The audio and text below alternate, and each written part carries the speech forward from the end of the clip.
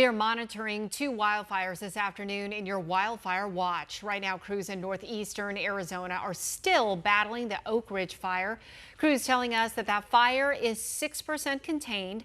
It's burned more than 10,000 acres. Go evacuation orders are still in place for many residents of near Oak Springs and Hunters Point. Evacuees are being sent to a shelter at the Fort Defiance Event Center. We're also watching the Monarch fire. That one is now 30% contained. The set status has been lifted for that area. Fire officials say the Monarch fire was actually 4 smaller fires that started because of chains dragging on the highway. They're asking anyone towing a trailer to make sure any chains are secured before you hit the road. To get the latest updates on fire conditions and any wildfires we're tracking for you, just download our 12 News app.